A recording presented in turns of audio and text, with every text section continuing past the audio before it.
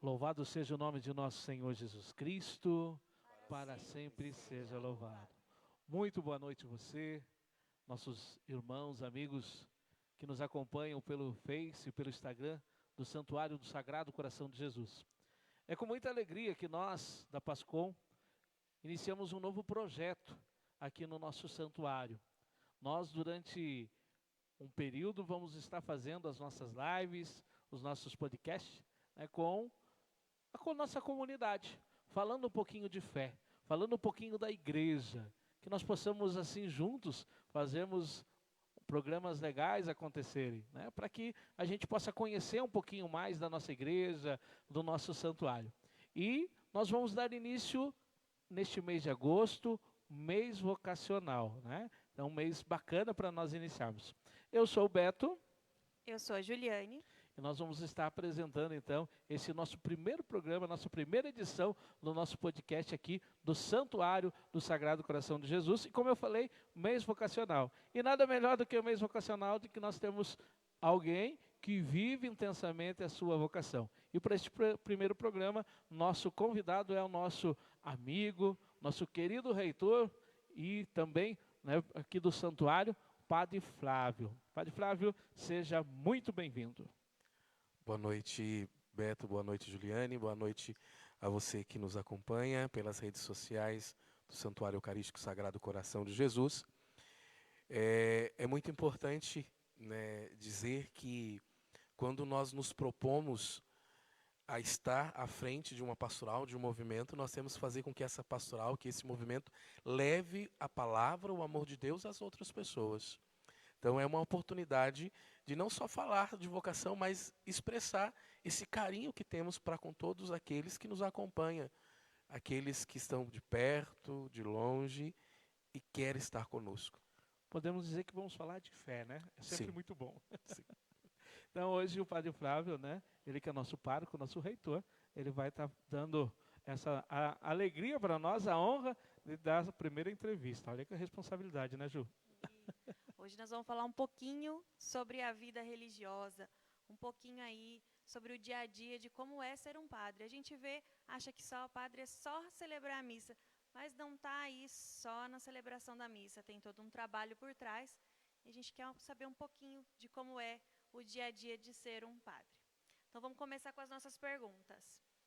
E quem está nos ouvindo aí pelas redes sociais, quiserem fazer perguntas, vão mandando aí perguntas que a nossa equipe de produção vai verificando aqui. Lembrando, as perguntas é sobre a vida religiosa, sobre como é ser um padre, o que vocês têm de curiosidade sobre os bastidores da vida sacramental, tá bom? Então vamos lá, padre, para a nossa primeira pergunta. Por que o senhor quis ser padre? É uma pergunta, que praticamente, às vezes, todas as pessoas têm vontade de perguntar, mas têm medo. Medo de invadir a privacidade. Mas eu digo que a minha vocação, ela se desperta aos meus 15 anos, com uma missão que aconteceu na fazenda onde nós morávamos. E lá estavam os capuchinhos, irmãos freis, que levavam a palavra de Deus. Dentre eles, tinha um que não era padre, era religioso, consagrado, e conversava muito com ele sobre isso. E eu via a alegria no olhar dele em levar a palavra de Deus. Isso me encantou. A palavra de Deus levada às pessoas em brincadeiras, em músicas, porque às vezes o ser padre não é só, como você mesmo diz, Ju, não é só celebrar a missa, é muito mais do que isso. E o meu despertar vocacional se dá a partir desse olhar de amor para com as pessoas. Eu percebia que, me dedicando ao ministério sacerdotal, eu poderia ter a oportunidade de estar mais perto das pessoas. Eu vejo a dificuldade de vocês leigos em levar a palavra de Deus às pessoas, e com muito amor, com muito carinho, mas com muita dificuldade, porque vocês têm a vida familiar de vocês têm os trabalhos, deixa a família para aqui estar. E eu tenho a oportunidade de viver isso 24 horas.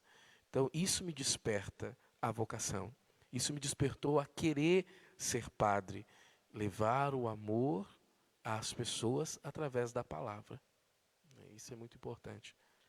Legal, padre. Acho que aqui o senhor responde as duas primeiras perguntas, né? Então vamos para, né, que seria a terceira aqui. Quanto tempo que foi essa preparação, né? Essa preparação até chegar à ordenação? Quanto tempo levou todo esse processo? É importante ressaltar que 15 anos surge a vocação. Mas os freis e meus pais não permitiram. Porque eu teria que ir embora com 15 anos, né? E já havia... Não tinha mais a questão do seminário menor. Então, eu lembro muito bem que o Frei Tarcir, ele disse para mim assim: a sua adolescência, a sua juventude, você tem que viver perto dos seus familiares. Porque é ali que você vai se fortalecer. A base. E isso me deixou desmotivado, né, frustrado, porque eu queria muito. Mas a semente foi plantada. Então, de 15 anos, né, eu fui entrar para o seminário com 24 anos. Então, demorou um tempo. Quase 10 anos. Quase 10 anos. Né? Tive a minha vida, né, de namoro, minha vida dedicada à igreja, com grupos de jovens, participando de encontros aqui mesmo, nesse salão onde nós estamos, né, em Baiti, que nós pertencíamos a esse decanato. E quando me desperta realmente, não é isso que eu quero para a minha vida, nossa diocese hoje, o nosso período de formação é de 8 anos. Então, 8 anos de estudo. Né? Nós fazíamos, né, eu fazia faculdade pela manhã de filosofia e à noite de comunicação social. Então, 4 anos, 2 faculdades. E era estudo intenso. E depois 4 anos de teologia. Então, hoje, 8 anos. Só que tive um período que eu me ausentei do seminário. Eu pedi para sair, no ano de 2007. Terminei a filosofia e quis dar um tempo, que eu precisava de um tempo para mim, para resolver alguns questionamentos que eu havia, né, desenvolvido dentro da formação. Então, eu fiquei aí 2 anos fora e retorno, 2 anos e alguns meses, e retorno em 2010. Então, para ser padre, né, começo em 2015 e me ordeno em com 15 anos e me ordeno em 2015. Então, um tempo longo, né? A preparação bem Sim. longa, bem árdua, né? Sim. Não é assim tão fácil. No normal, então, assim, só para que, né, a gente falando no geral, seriam 8 anos, se entrar e for direto, sem as Hoje interrupções. nós estamos na diocese com o propedêutico. Então, o propedêutico é uma preparação, uma introdução à vida, né, de base, de seminário de formação. Então, na verdade, são 9 anos, hoje na diocese. Legal. E assim, padre, hoje nós temos também uma riqueza, porque a nossa diocese de Jacarezinho, ela aí é uma das que mais tem vocação, né? A gente vê as dificuldades de outras dioceses e a nossa, graças a Deus, é uma diocese bem vocacionada, né? Em uma das falas, o nosso bispo Dom Antônio, ele disse que ele é um dos bispos mais procurados na reunião da CNBB. Porque, realmente, com a graça de Deus, trabalhos desenvolvidos pelos bispos anteriores, então a nossa diocese é um celeiro de vocação, por mais que hoje nós temos a tendência da diminuição de vocações, não porque a diocese não faz um trabalho vocacional, mas é que as nossas famílias hoje já não têm números expressivos de filhos. Famílias que tinham 5 filhos, hoje têm 2. 1 ou nenhum. Então, é uma realidade global que nós estamos vivendo. Mas, mesmo assim, nós somos uma diocese no Paraná, aí uma diocese que se destaca, e também no Brasil, onde temos a oportunidade de termos padres exercendo seu ministério em outras dioceses, em frentes missionárias, né, tão importantes. O senhor já comentou um pouquinho aí na pergunta anterior, mas quais foram as maiores dificuldades nessa caminhada aí de preparação até a ordenação? Digo que as maiores dificuldades é aprender a conviver com pessoas diferentes. Eu me lembro que em 2004, nós chegamos no seminário, nós éramos em 33 seminaristas.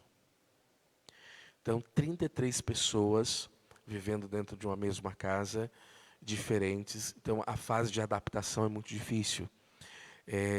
Eu tenho uma personalidade um tanto forte, então, às vezes, acaba dificultando um pouco na convivência. E eu tive que aprender a lidar com isso. Nos primeiros 6 meses, eu desenvolvi uma ansiedade muito grande. Eu engordei 30 quilos. A ansiedade judia bastante. Se nós não cuidarmos, a ansiedade mata. Mas isso não é só essa dificuldade. É a dificuldade realmente de ter a sua vocação, ter a certeza que você tem a vocação, mas mesmo assim você tem que provar para o outro que você tem vocação. Então você sempre está vivendo ali, né? Meu Deus, o que eu estou fazendo? Querendo ou não, e precisa ser assim. Né, os nossos formadores, eles precisam nos ajudar a compreender que ser um padre não é dizer, eu quero ser padre pronto. Não, eu preciso ser formado, eu preciso ser lapidado, eu preciso me transformar numa pessoa melhor. Então, as dificuldades, ela vêm no decorrer do tempo. Imagina, eu fiquei aí, saí do ensino médio, fui trabalhar na minha vida, né, profissional, e chegar no seminário, você tem que fazer 2 faculdades. Então, assim, nossa, é um baque, mas a gente dá conta. Mas também, né, quando eu entrei para o seminário, tem a dificuldade da família, da distância. Eu digo com muita tranquilidade, a minha família me deu um suporte, né, mesmo não querendo a minha vocação, mas me deu um suporte. Então, as dificuldades financeiras também. Porque hoje no seminário a gente pensa, com a graça de Deus, nós temos comida, roupa lavada, roupa passada, nós que passávamos as nossas roupas, só que cozinhar não e lavar não. Mas, assim, os meus pais não tinham condições de mandar dinheiro para mim no seminário. Né? Como a maioria das famílias da nossa sociedade. Vive com o que o santuário fornece. Fornece. Com o que Então, o assim, seminário fornece. às vezes as pessoas criticam, 15% tal. Mas eu penso, às vezes, enfim, meu Deus, mas se não tem esse subsídio, né, para a diocese, os nossos seminaristas, né, eles têm uma dificuldade.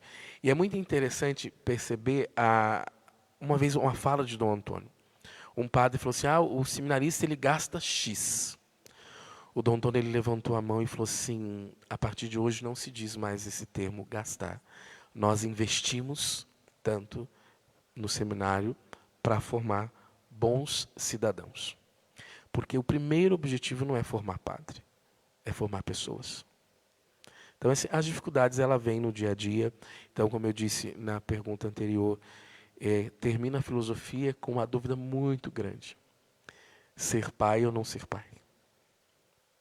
Talvez pareça bobo, mas o meu sonho era ensinar o meu filho ou a minha filha a andar de bicicleta. E isso me atormentava muito no seminário. Muito, muito, muito. Depois, quando eu retorno para o seminário, depois de 2 anos, né, faço acompanhamento com um psicólogo, que no seminário é nos oferecido, e ele me ajudou a discernir sobre isso. Mas eu sonhava em estar lá empurrando meu filho a andar de bicicleta. E isso é uma sensação gostosa. Então, assim, hoje eu vejo os meus sobrinhos, né? A graça de Deus, tenho 4 sobrinhos. Então, assim, eu me realizo neles e tenho uma família enorme, né? Mas era uma das dificuldades muito grandes, por isso eu saí do seminário, né? Fiquei 2 anos fora, fui embora para Curitiba, trabalhei, né? E tendo discernimento vocacional, nunca deixei de fazer o discernimento vocacional e retorno em 2010, né, para a etapa formativa que é a teologia. Agora tem os coroinhas, os cerimoniários, agora teremos os escoteiros. Tem uma leira de gente. Filhos é o que não vai faltar. Só que já não pode, eu tenho que ensinar a andar de bicicleta, não pode vir aprendido, sabendo. Não, a gente vai pegar os que não sabem e vai falar assim, padre, ensina. O senhor comentou sobre família, né? Acho que a família ela tem ela é toda importante nesse processo, né? No caso da sua, né, na sua família, como que foi todo esse processo, né, da saída da casa, a vivência no seminário, a ordenação, como que se deu tudo isso? Assim, a minha família, ela vem de uma base católica, né, da parte da minha mãe. A minha mãe sempre foi muito católica. A minha mãe sempre foi na catequese, como ministra da Eucaristia. Então, ela nos traz essa base, né, religiosa. Então, nós saímos, na fazenda onde nós morávamos, não tinha capela. Então, nós tínhamos que andar a pé numa capela vizinha para ter a celebração eucarística uma vez por mês. E vale lembrar que eu nunca brinquei de celebrar missa. Nunca. Nunca fui coroinha, né? E, assim, às vezes, nunca fui coroinha, nunca brinquei de celebrar missa. Mas essa base vem. Da parte do meu pai, não. Né? Da parte do meu pai, ele não tinha essa vivência religiosa, mas nunca nos proibiu. Mas as dificuldades é a dificuldade de compreender a vocação dentro da família. Porque o pai e a mãe cresce achando que o filho vai crescer, vai casar e vai dar netos e vai constituir família. E quando um filho, né, diz, não, eu não quero isso para a minha vida, eu quero para o seminário. Não. A minha mãe nunca me disse não, mas ela foi aceitar a minha vocação quando eu estava prestes a ser ordenado padre. Então é assim, e eu descobri isso 3 dias antes de ser padre. Então isso nos motiva, mas também acende um alerta. Meu Deus, como a minha família me despertou dentro dessa família, eu consegui ainda sobreviver vocacionalmente. Mas nunca foi proibido nada. Até porque, né, domingo, terça-feira, vocês viram que eu tenho um irmão que é quase pastor da Assembleia de Deus. Então, assim, como conviver com isso, né, dentro dessa realidade vocacional. Mas daí, né, volta aquilo que eu dizia no início. A nossa vocação é servir o outro. O outro tem que estar aberto a isso. Então, dentro da família, não tive dificuldades, né? Havia receios, né, dos meus pais. Vai ficar sozinho na casa paroquial, né, ficar abandonado. E você vai ficar abandonado, que não sei o que. Isso é a mentalidade de muitas mães. A minha mãe, por exemplo, ela rezou muito pelas vocações. Muito. Mas ela sempre dizia, mas eu não quero ter filho padre. Então, Olha, isso é... até na terça-feira eu fui agradecer ela por ter vindo, né? A família ter vindo. Daí ela falou assim que ela que agradece por ter a gente perto do Senhor, porque o que deu a transparecer era o medo da solidão mesmo. A solidão assustava a minha mãe. Mas ela sabe que eu gosto tanto. Mas é mãe, né? Mãe é mãe. A gente mãe se é... preocupa. Mas é mãe. E ela sempre, toda a vida, ela sempre foi muito cuidadosa com relação a isso. Né? Muito carinhosa. Né? O meu pai também, do jeito dele. Né? O meu pai, para vocês terem uma ideia, o meu pai foi me ver de túnica, eu estava terminando a filosofia. Porque ele não era de igreja. Ele não ia. E hoje ver o meu pai vindo, participando das Santas Missas, indo conosco nas celebrações, isso é um privilégio para mim, em ter a oportunidade de ver o pai que era antes e o pai que é hoje, né, que dá apoio, que fala, né? Então, assim, isso é muito importante, porque foi construindo uma vivência vocacional dentro da família. O seu amor, a sua vocação, resgatou a dele. Sim. Isso é muito bonito. Quem foi, padre? O senhor já falou dos freis, mas além dos freis, e além da dona Lindinha, quais foram os maiores incentivadores da sua vocação? É assim, eu trago comigo 2 pessoas. Uma que eu corria dele muito, Padre Tobias, Monsenhor Tobias. Hoje ele é pároco da Paróquia Nossa Senhora das Dores, em Jaboti. Ele foi meu pároco durante 7 anos. E ele, toda vez que me via, vamos para o seminário, vamos para o seminário. E aquilo me cansava. E eu era coordenador do grupo de jovens. E me cansava, eu corria dele. Mas a persistência dele, né, hoje eu percebo que foi a ação de Deus. Mas uma pessoa que realmente me despertou a uma vivência maior vocacional foi o Padre Roberto Medeiros, que é filho de Baiti. Padre Roberto, quando ele estava na teologia, ele fez 2 anos de estágio pastoral, como o Leandro faz aqui conosco. Ele fez em Jundiaí do Sul, só que lá era 2 anos. Então, nós convivemos com o Padre Roberto durante 2 anos. E o Padre Roberto trouxe para nós um ser vocacional muito leve, muito tranquilo. Então, quando ontem, a terça-feira, a Alcione dizia que nós brincávamos de pique-esconde, né, na gruta, o Padre Roberto brincava conosco de torta na cara no sábado à tarde. Então, ele me trouxe essa leveza, né, e ele nos incentivava muito. Mas é interessante falar que eu comecei o discernimento vocacional namorando, com a conversa com o Padre Roberto. Eu e minha ex-namorada sentávamos com ele, conversava, falava, explicávamos. E assim, e isso me fez enxergar que ser padre não é um ser ranzinza, é ser alguém, né, leve, tranquilo.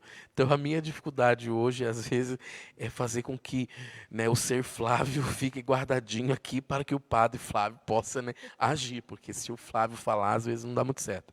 Mas, assim, então hoje, respondendo a sua pergunta, hoje, para mim, os maiores incentivadores da minha vocação, sem sombra de dúvida, o Padre Tobias, Monsenhor Tobias, pela perseverança, né, e persistência realmente, e a leveza do seminarista Roberto na época, hoje, Padre Roberto Medeiros.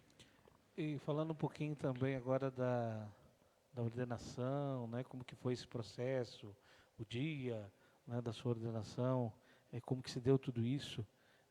Acho que foi deve ter sido um momento muito marcante, né, por todo o processo que passa, né, lá se foram praticamente 10 anos, né, e como que foi realizar né, primeiro o diaconato, né, mas eu acho que não pesa tanto como a ordenação sacerdotal, né, que ali...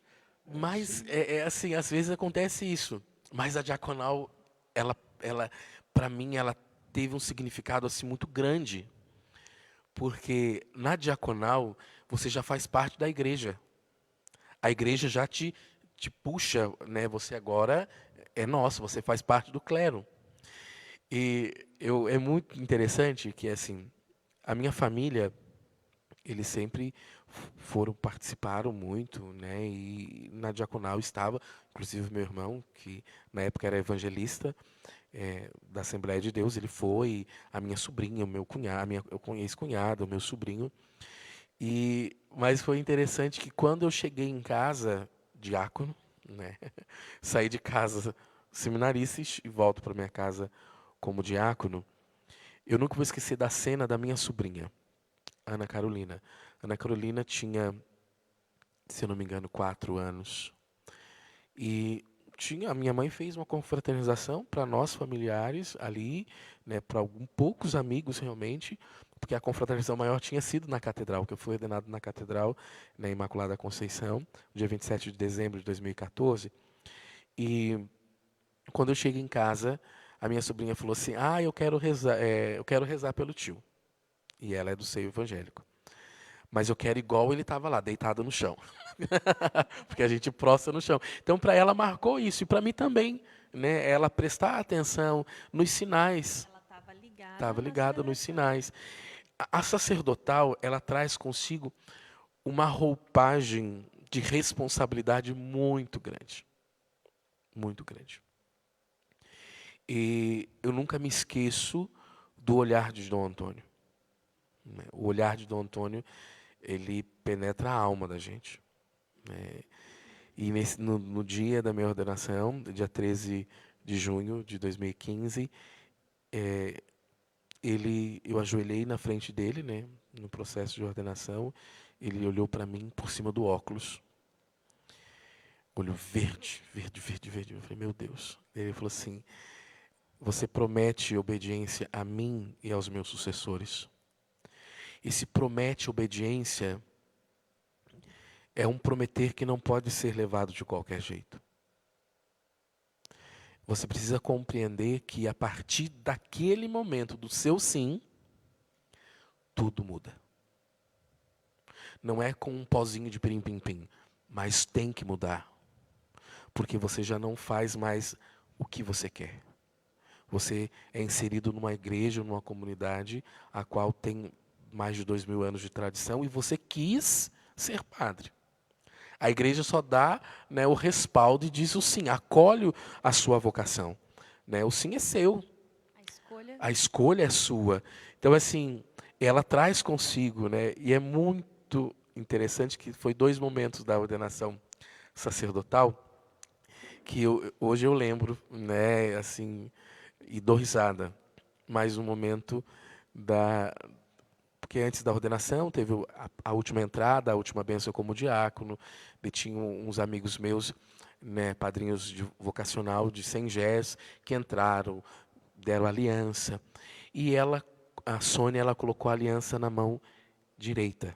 E eu nem me toquei, nem me toquei. No momento da ordenação, eu sentado lá, porque daí a gente senta na frente de todos os padres e o bispo faz a homilia. Eu olho para a mão do padre Luiz Fernando, a dele está na esquerda. Eu falei assim, mas né, tem alguma coisa errada. E assim, tenso, nervoso, o dedo já estava inchado. E eu sou muito perfeccionista. E eu fui calmamente tirando a aliança da mão direita e colocar na esquerda. Mas o medo da aliança cair. Então, assim, eu falo, meu Deus, né? Hoje eu falei assim, mas que tonteira, que preocupação, né? Mais uma outra que era o momento da ladainha de Todos os Santos. Então, existem alguns santos que são oficiais na ladainha e outros que você acrescenta. E a minha paróquia de origem é São Francisco de Assis. E no momento que o Ministério de Música, inclusive foi o Ministério de Música daqui de Baiti, o Coração de Maria, né, daqui de Baiti, que canta na minha ordenação, e eles começaram a cantar a ladainha, e eu falei assim, meu Deus, eu acho que eu esqueci de colocar São Francisco de Assis. Isso prostrado. Daí eu falei, meu Senhor do céu, como que eu fiz isso? Eu só fui conseguir realmente me concentrar quando cantou São Francisco de Assis. Eu falei assim, ufa, eu não esqueci. Tava lá.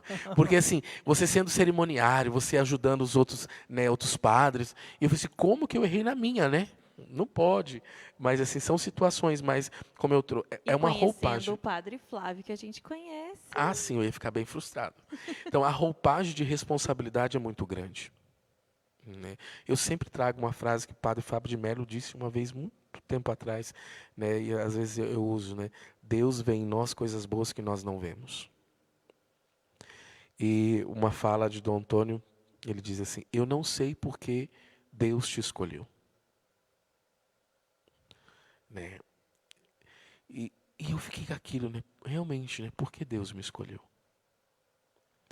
Daí o Gerson Prestes, no discurso final de agradecimento, ele disse, eu sei por que Deus te escolheu. Para que a palavra de Deus se faça presente na vida dos outros. Então, aquilo que em 2015, lá com 15 anos, né, me trouxe um despertar vocacional, o Gerson falou no dia da minha ordenação. Então, é a resposta de Deus, né, nas nossas vidas. É o agir de Deus, né? A ordenação, só para constar, foi em Jundiaí. Daí, né? Isso, em Jundiaí do Sul. Diaconal Em Jacarezinho, porque geralmente, com a pandemia, né, nós tivemos 2 ordenações diaconais que foram feitas no Santuário de Nossa Senhora de Guadalupe pela questão de restrição de pessoas, né? Mas com a ordenação agora do Leandro Malaquias e do Felipe, retorna para a catedral e a sacerdotal na cidade de origem. E assim, padre, né, se fecha um ciclo, se começa outro, né? Sim. E a partir desse momento, né, aí qual foi a sua vivência, né? Por onde o senhor andou até o senhor chegar a Ibaiti? Por muitos lugares. Como eu disse, né, quando o Dom Antônio pergunta a nós, né, promete obediências e respeito a mim e aos meus sucessores, eu disse sim a ele de coração. Né? Eu disse, ele sabe muito bem disso, que eu jamais direi não a ele. Né? Hoje eu vou dialogar com ele, mas o sim sempre vai prevalecer. Então eu fui como diácono já para a paróquia Nossa Senhora Aparecida de Abatiá, e fiquei em Abatiá como diácono e como padre. Antes de completar 1 ano de ministro ordenado, o Dom Antônio pede para que eu vá para o Santuário Santo Inocêncio e Nossa Senhora Aparecida, em Tomazina. Né, trabalhei junto com o padre Delcino, hoje em memória. Né, foi 5 meses de experiência assim, que eu trago para a minha vida, porque padre Delcino, para mim, como pároco, como alguém que ensina, não existe outro. Né? Hoje eu sou padre e pároco e devo isso a ele.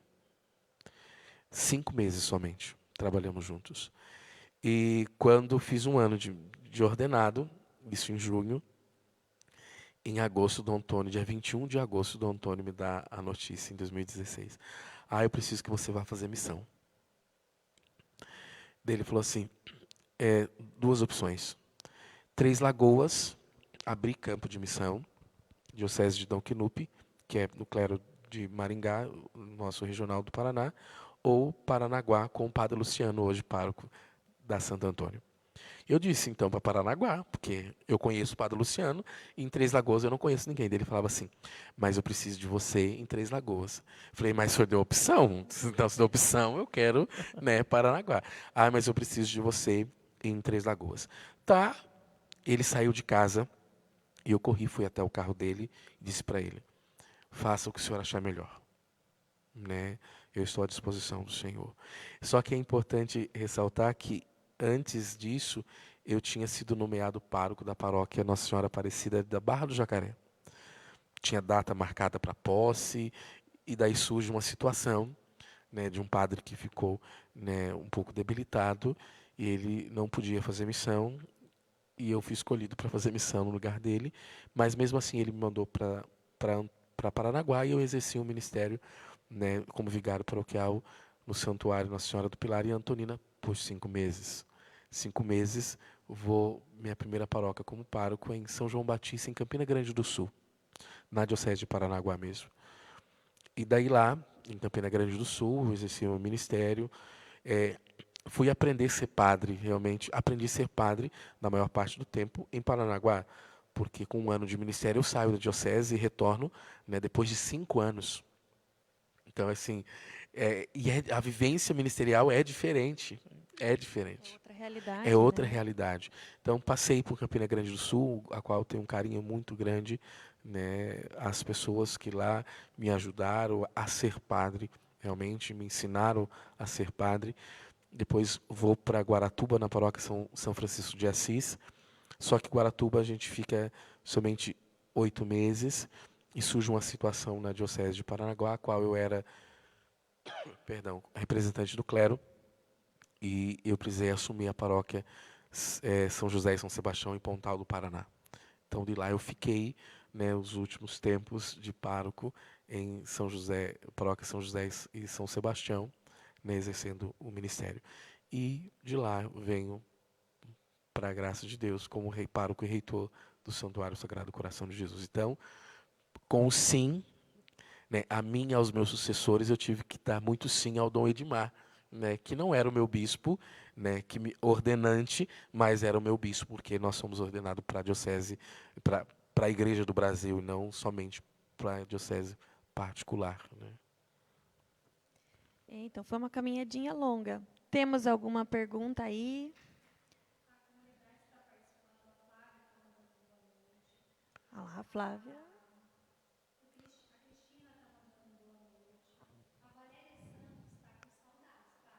Valéria, da paróquia, da Capela Santa Terezinha. Sim. Nossa. Tá de longe, De longe, hein? gente. Estamos longe. Obrigada, Silvana.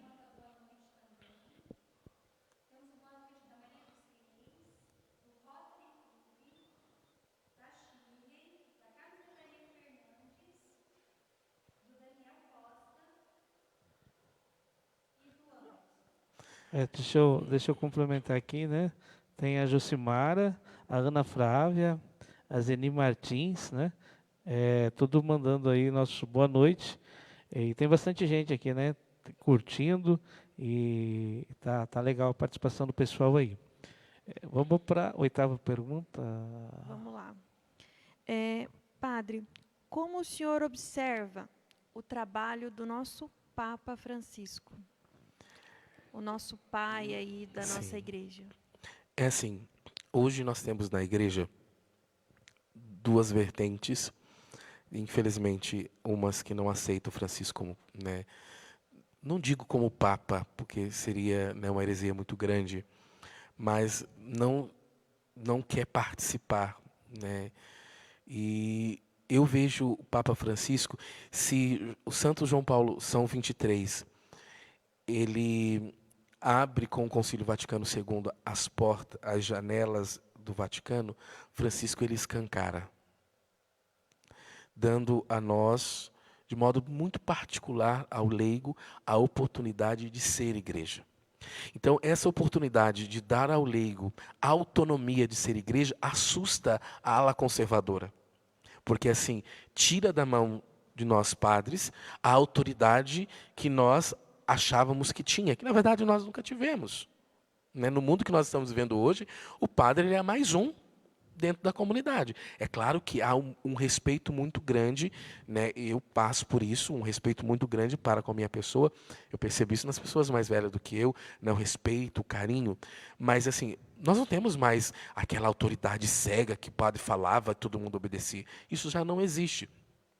Mas quando Francisco, Papa Francisco, ele assume, né, o papado, ele traz esse ar novo da igreja.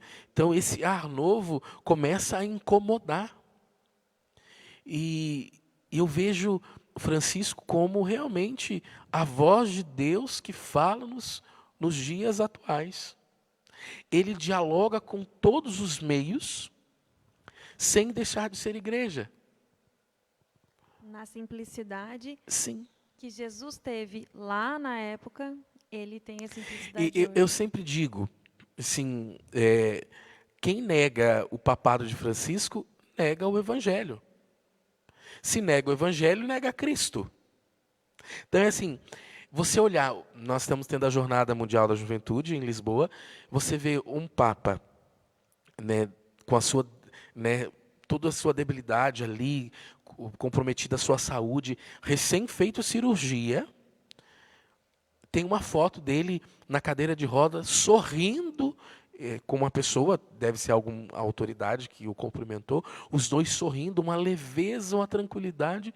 Eu olho para as pessoas que não aceitam e falo assim, meu Deus, que mundo que nós estamos vivendo? Porque é muito mais fácil nos fechar em nós mesmos do que abrir para uma realidade muito presente em nós. Né? Exemplo disso, o Sínodo dos Bispos que nós estamos vivendo. Eu, né, tive a oportunidade de estar à frente, né, do Sínodo dos Bispos na diocese, então a gente percorreu toda a diocese com as equipes e perceber padres incomodados com os leigos tomando a frente de uma realidade que é própria do leigo. A tendência de querer fazer tudo, de dominar tudo. E o Francisco diz, não, nós precisamos ser igreja, todos nós precisamos ser igreja. E esse todos incomoda. É muito mais fácil ser alguns igreja. Então, eu vejo o trabalho pontificado de Francisco como a voz de Deus. Nós estamos aí, nessa semana, ouvindo, né, a leitura do livro do Êxodo, onde Moisés fala diretamente com Deus, né? Meu Deus, né? Eu fico imaginando, né? Moisés que tem essa abertura com Deus e Deus dá a ele, né, a autonomia, dá a ele a oportunidade de ser guia de um povo, dá a ele a graça de, né, as tábuas da lei, os 10 mandamentos. É o Francisco. Hoje o Francisco é o Moisés do Antigo Testamento, que intercede a Deus pelo povo, que ouve o grito dos oprimidos, dos marginalizados, dos excluídos, e traz uma nova realidade.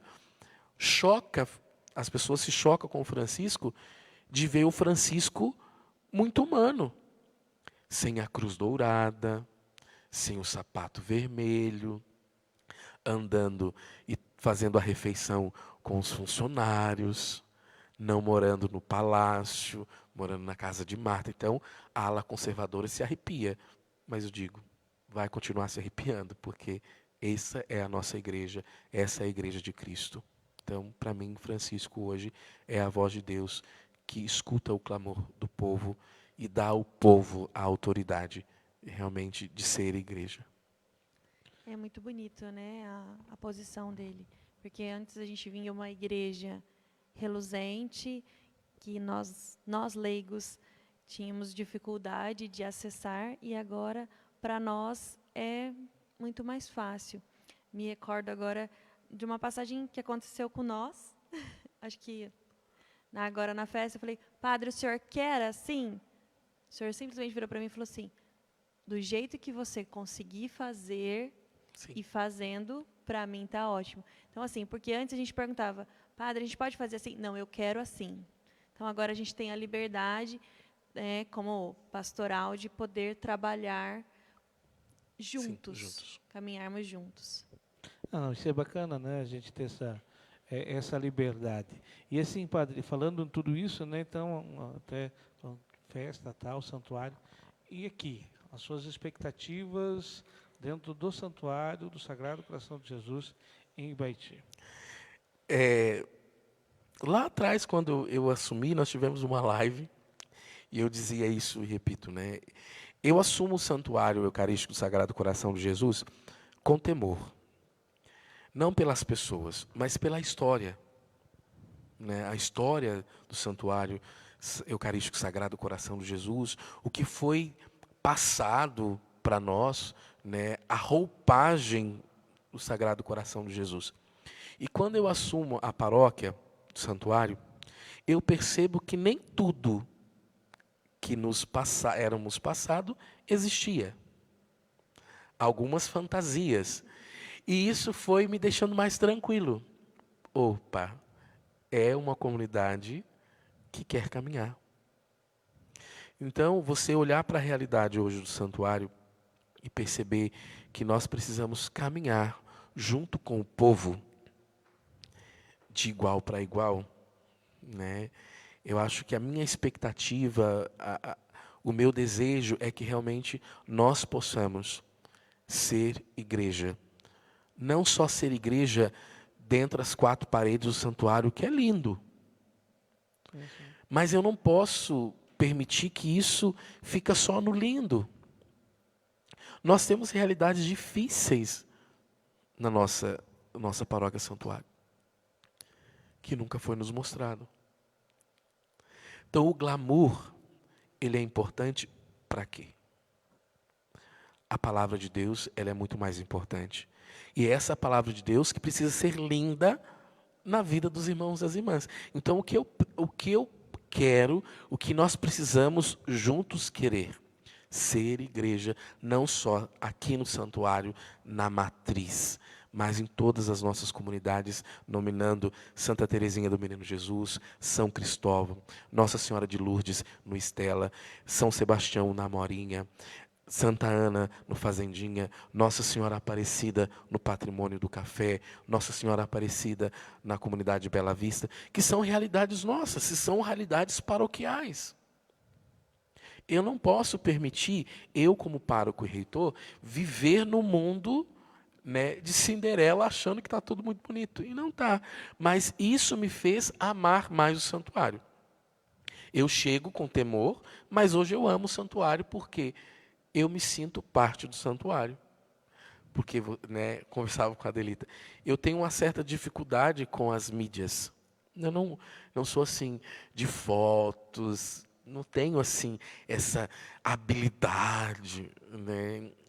Mas eu tenho que aprender a lidar com isso para que as pessoas consigam ver que nós queremos estar com todos. Então esse é o meu desejo, que sejamos igreja, não só entre as quatro paredes do santuário, né, matriz, mas em todas as realidades, né, que nós encontramos dentro da nossa paróquia santuário.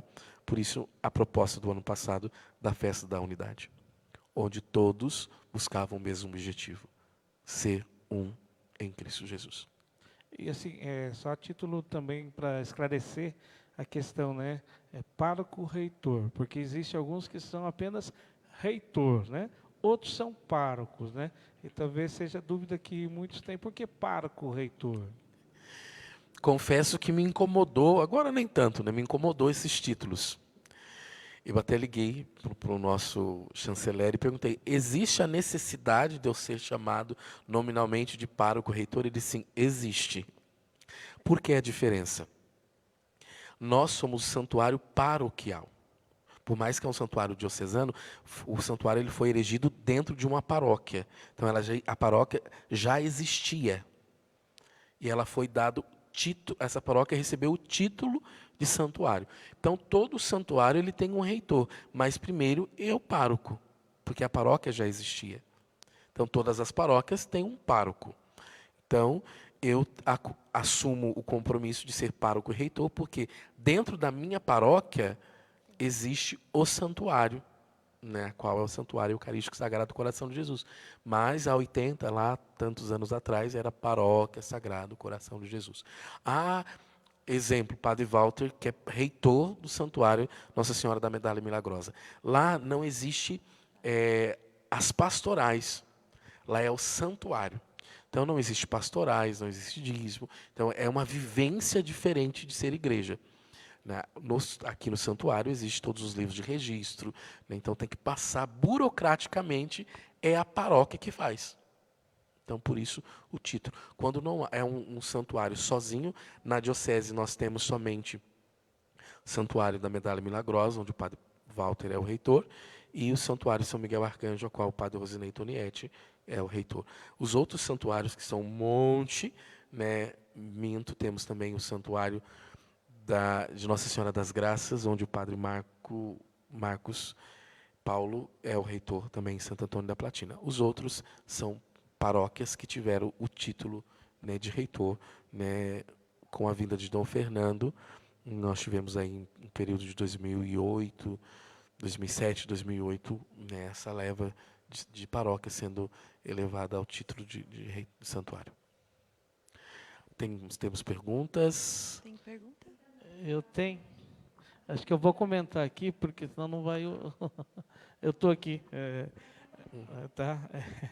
Então, a Emiliana dando boa noite. Conhece, Ju? Acho que eu conheço um pouquinho essa. A Alessandra, né? Boa noite, sua bênção, Padre, pedindo Deus a bênção. abençoe.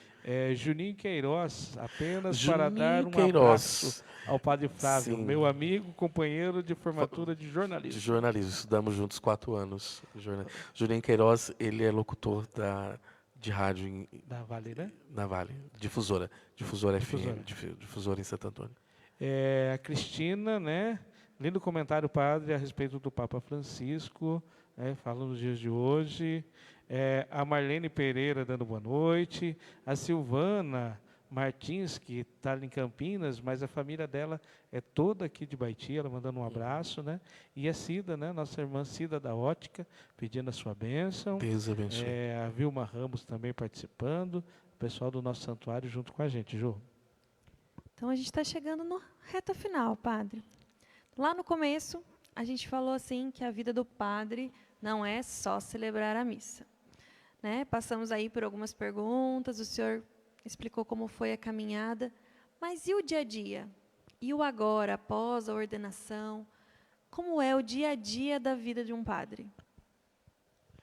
Não é muito diferente da realidade de vocês leigos. Existe, né, as responsabilidades, né, todos nós temos, mas é o acordar, as orações pessoais, né, nós temos a liturgia diária, né, que nós prometemos rezar, né, diante do bispo promete rezar as liturgias, a hora eu prometo. Então, assim, quando nós não rezamos, a gente tem que confessar, porque é pecado, porque você prometeu, né? Então, as liturgias das horas. Hoje nós temos a facilidade, porque nós temos um celular, né? Baixa o aplicativo. Então, é importante também, de repente, você ler o que tem vontade, às vezes. É muito importante a liturgia das horas, né? Não toda ela completa, mas a laudes, que é pela manhã, a hora média no almoço, temos as vésperas à tarde, e temos as completas, que o leigo pode fazer, né? São aplicativos, né, liturgia das horas, que você pode baixar e você faz as orações, que são orações de salmos, né? São 2 salmos, geralmente é composto com 2 salmos, um hino, uma leitura, né, preces. Então, são orações importantes que nós temos a obrigação de fazer. Então, nós acordamos, né, temos as nossas orações pessoais, né, nós não temos, né, capela na nossa casa, então a gente faz no quarto mesmo as orações pessoais, a higiene, e depois, né, eu tenho o hábito, né, de estar todos os dias às 9 horas da manhã. Não bato ponto, que nós não temos ponto eletrônico no santuário, mas eu tenho o hábito de às 9 horas da manhã já estar à disposição no escritório paroquial, para que o povo, ao chegar no escritório, ele saiba que ele vai ter atendimento. Porque é interessante ressaltar também que o nosso santuário, ele é referência para as outras cidades vizinhas em relação ao atendimento. Então, Pinhalão, Jaboti, Japira, Conselheiro Mairinque, Figueira, Ventania, Curiúva, porque, querendo ou não, comercialmente falando, Ibaiti tem um comércio maior do que é o polo comercial. Então, as pessoas, elas vêm para fazer suas compras, ter os seus afazeres, e sabendo que nós temos, que tem atendimento de padres, eles vêm, né, para ser atendido. Por muitas vezes, nós atendemos muito mais pessoas de fora do que os nossos próprios paroquianos. Porque tem essa mentalidade que aqui é a matriz, né? Nós temos hoje, né, filhas do santuário a Santo Antônio e temos a São José. Mas as pessoas passam pelo santuário, padre, o senhor pode me atender? E a gente está aqui, padre Clodoaldo e eu, sempre estamos à disposição.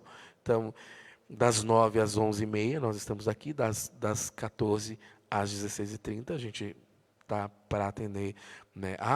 Mas às vezes eu venho aqui, padre, não vejo o senhor. O padre tem coisas bancárias para ser feita, porque eu, sendo pároco e reitor, é sobre minha responsabilidade as questões administrativas também, que às vezes acaba tomando muito mais tempo do padre. Construção, né, boletos. Vocês acham que só vocês têm boleto? Paróquia também tem boleto, né? Boletos. Então, nós somos o santuário, nós somos uma empresa, nós temos 5 colaboradores. Então, são pessoas que estão sobre o nosso guarda-chuva, sobre os nossos cuidados. Então, a gente, às vezes, acaba saindo, não à toa, a gente acaba saindo realmente porque tem que fazer. Então, a vivência do padre não é só celebrar a missa, é atender, é visitar, mais do que isso, é estar com as pessoas. Às vezes, é essa a dificuldade. Né? Você não pode só celebrar, você tem que estar com a pessoa. Porque a celebração em si, ler as palavras, é muito fácil. Qualquer um pode ler as palavras, mas você tem que rezar, você tem que estar. Algo, às vezes, passa despercebido por muitos, mas, por exemplo, nós, no santuário, nós temos missa no final de semana, sábado, domingo às 7h30, às 9h30, e às 19 horas, nunca será a mesma homilia, porque são pessoas diferentes. E eu não posso falar isso com muita tranquilidade, da mesma forma que eu falo do domingo às 7h30 para o domingo à noite. É um público diferente. Muito né? diferente. Então, a receptividade, ela precisa ser alcançada. Então, eu tenho que fazer com que isso aconteça na vivência. Então, às vezes, né, vocês me conhecem um pouco, eu sou muito detalhista, eu tenho, né, um hábito de contar quantas pessoas que tem na missa, porque eu sei quem está, quem não está. Se passa 2 finais de semana, eu já me incomodo, alguma coisa aconteceu, por que não veio, está doente. Mas são coisas que a gente tem que aprender com quem nós estamos falando. E é muito interessante, né, falar que existem pessoas na Assembleia que não sabem, mas nos ajuda a terminar a homilia. As pessoas, elas se concentram até um período. E quando elas baixam a cabeça, pode terminar a homilia, que já não adianta mais falar, que não vai entrar no ouvido. Já se estendeu Já demais. se estendeu demais. Então, assim, como que você consegue fazer a missa de 1 hora? Meu Deus, alguns padres falam, eu não consigo. Tá, observe as pessoas que estão junto com você. Então, a minha homilia, ela tem que acabar com meia hora. Se é 7h30, 8 horas tem que acabar a homilia. E 8h15, eu tenho que estar terminando a consagração, para eu conseguir terminar a missa em 1 hora. Porque passou de 1 hora, é cansativo. As pessoas já se incomodam e mexem no banco e olham no relógio, olham no celular. As crianças já estão derrubando a igreja. Sim, então, assim, você tem... Tudo isso são detalhes que nós, padres, temos que aprender. Que você, mãe, tem que aprender. Você, mãe, que nos acompanha, você, pai, que nos acompanha, tem que aprender. né, com os filhos, com a profissão a qual vocês exercem, a gente tem que ter os macetes, e nós padres não é diferente. Então, ser padre não é um bicho de 7 cabeças, mas é o dispor-se ao serviço ministerial. É igual o senhor falou da gente ser mãe, igual eu e o Beto, temos 2. É completamente diferente o jeito de conversar com um do que com o outro. O tempo de um e o tempo de outro é o mesmo que acontece, né, com vocês. São seres humanos, né? Sim. Ninguém é igual a ninguém, né? É igual eu sempre digo, eu não nasci de chocadeira, ainda bem que vocês viram meus pais terça-feira. Né? Não nasci de chocadeira. Eu venho de uma família que tem as mesmas dificuldades, se não são iguais, semelhantes à de todos. Nós somos em 3 irmãos, temos sobrinhos. Então, assim, são realidades. Só que Deus nos chama ao ministério ordenado, né? E nesse mês vocacional, né, nós precisamos compreender que quando se fala em vocação, não é somente o ministério ordenado. Existe o ministério leigo, aquele leigo que não quer casar. Ele faz a opção de se consagrar a Deus ali, sendo solteiro. E a gente tem que valorizar isso. Nós temos que aprender a valorizar as nossas famílias, aprender a valorizar os nossos jovens, né, as nossas viúvas. Porque hoje nós vivemos numa sociedade muito difícil, onde o descartável é muito mais fácil. Eu uso e jogo fora. Sim. E o que fazer sendo padre com relação a isso? Então, são os desafios. Né, que antigamente a gente tinha a dificuldade, os desafios das cidades urbanas, as grandes cidades urbanas. Hoje nós temos desafios da realidade. Então, mas nós padres temos uma rotina, como todo mundo, né? E a nossa rotina é estar, né, com o povo. E assim, já, como diz a Ju, já caminhando para a nossa parte final, mas eu achei terça-feira, né, no dia do seu aniversário, como que foi? Acho que é interessante isso aqui agora. Como que foi, assim, você estava esperando alguma coisa? Foi uma surpresa? A família está junto? É assim, é um misto de sensações, né? Eu não sou muito de surpresa, eu tenho uma certa aversão às surpresas. Mas, assim, é interessante você ver pessoas, né, que está com você, por exemplo, o Cido, né, ele falava que nós éramos em 4 irmãos, né, ele, a Rosa, a Fernanda, que é minha irmã, né, e eu. Nós morávamos numa fazenda, e todo mundo junto, eu, o mais velho do que eles, a Fernanda e ele têm a mesma idade, a Rosa 1 ano a mais, e assim, realmente era uma família.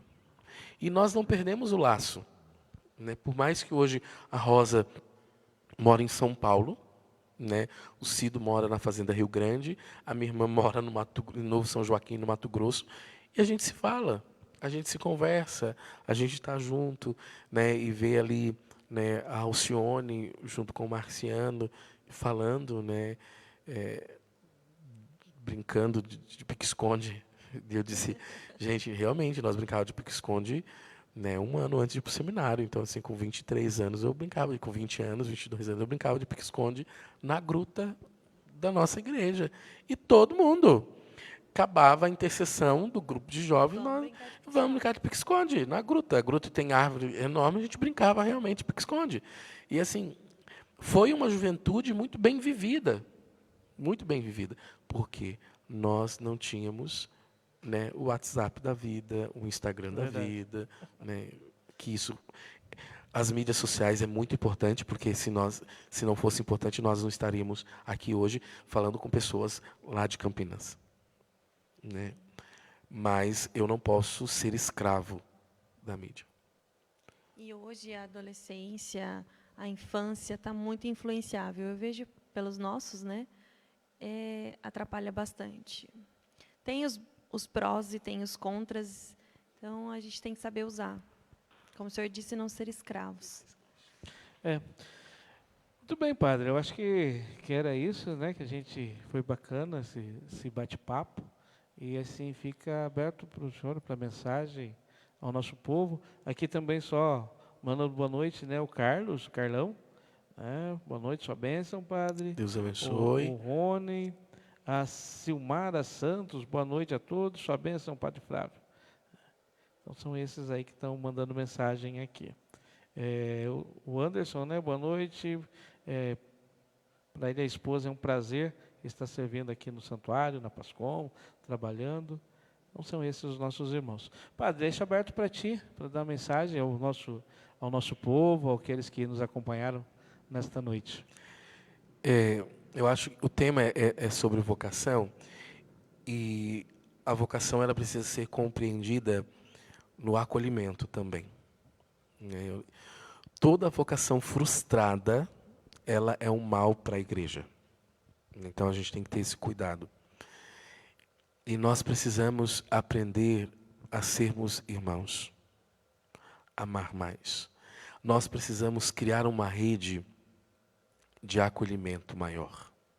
Então isso eu digo com muita tranquilidade a vocês que nos acompanham, que hoje o mundo está perdendo oportunidades de sermos famílias. Porque hoje em dia as pessoas já têm dificuldade em guardar segredo. Então as pessoas têm dificuldade em se abrir. Porque se eu for na casa do fulano me abrir, ele vai ligar para o vizinho e falar, olha, fulano de tal veio aqui se abrir comigo. Né? O Beto vem e pede oração para mim. Eu vou compartilhar, irmã, o Beto veio pedir oração para mim, então vamos rezar por ele. Não, ele veio pedir para você. Ele não veio pedir para o outro. E nós precisamos criar essa rede de realmente sermos sinceros conosco mesmo e entender que a minha vocação primeira é a vivência de santidade. A santidade passa pelo amor, pelo acolhimento e pelo discernimento. Aquilo que eu vou dizer, ele contribui para a santificação de alguém? Se não, não diga.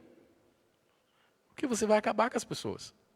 Eu digo por nós padres, nas minhas reflexões. Eu me policio muito. Se a minha fala não contribui para a santificação do meu povo, do meu rebanho, é melhor não fazer reflexão, não fazer homilia. Porque a Santa Missa, o mistério fala por si só. Então, nós leigos, né, vocês leigos, eu, ministro ordenado, nós precisamos ter essa consciência de que a minha fala tem poder. Eu pertenço a uma igreja que existe um tripé muito importante: tradição, magistério e a Sagrada Escritura. Então eu não sou numa igreja de qualquer jeito. Eu tenho que aprender algo muito importante que nós estamos nos perdendo, retomando aquilo lá, a pergunta com relação ao Papa Francisco. Se eu não obedeço, né, ao Papa, eu estou ferindo um tripé da igreja, que é o magistério. Por isso, sim, ao Dom Antônio, que é o meu bispo, é difícil, porque ele faz parte do magistério. É a ação do Espírito Santo.